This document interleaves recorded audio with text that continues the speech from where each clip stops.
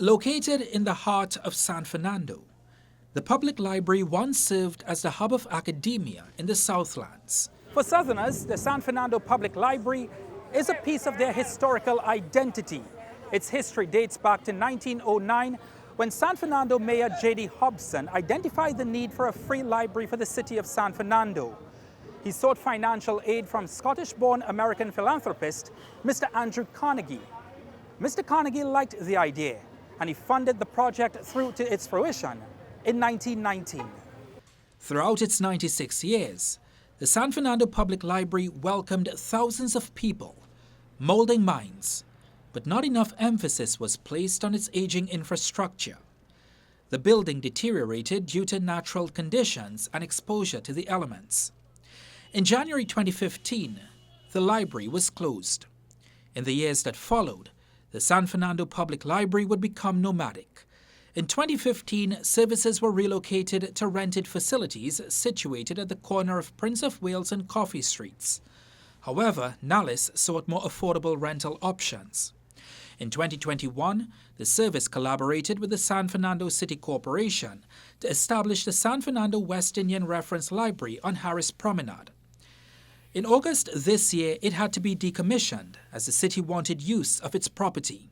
We were going to put the police post that's here on the promenade so that they have a perfect eye in the sky kind of scenario, so that they're seeing perfectly down High Street, they're seeing perfectly down Harris Promenade and Mokarapo Street. That's why the building was designed in the manner it was. Then in 2022, Nallis collaborated with the Ministry of Sport and Community Development to open the San Fernando North Community Library at the nearby community center.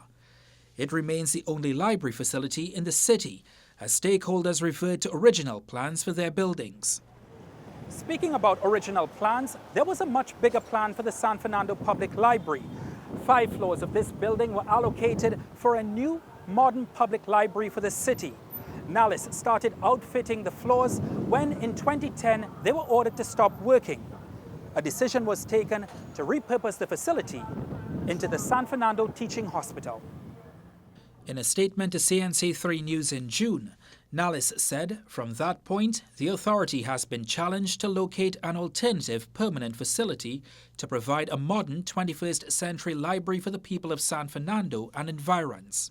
Certainly, I know if that building was in Port of Spain, something would have been done. You'll remember when it is that the library in Port of Spain was hoarded up for a long time, and eventually now we have the public library that's open, so something needs to be done. A trip outside Parliament provided 2 differing perspectives. Public Administration Minister Dominic Smith, with responsibility for Nallis, says library services are a priority for his ministry. What we have coming in place soon is the board for Nallis, which will give us a bit more insight into the operations, etc. And certainly we are aware of the situation at the San Fernando Library, and we are taking decisions and steps to see how we can rectify that as soon as possible. But former San Fernando West MP Faris Al-Rawi says a much broader plan for the San Fernando Library has been quashed. Well, the San Fernando Library is an important point. I grew up there, but it was part of a much larger plan for the waterfront development. The waterfront development included a loop system all up of High Street and the promenade, etc., and it was part of local economic development, which the Ministry of Rural Development was championing. Everything has died. But there are still plans for this iconic structure. Nallis says it needs $50 million to restore the facilities, after which some of the presidential and prime ministerial collections will be housed at the Carnegie Library.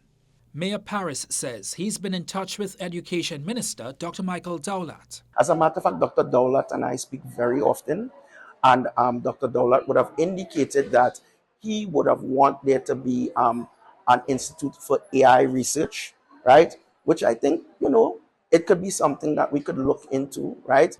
Once a lively hub of intellectual discussions, those who benefited from the San Fernando Carnegie Library are eager to see the current generation benefit as well. Ryan Bechu, CNC3 News.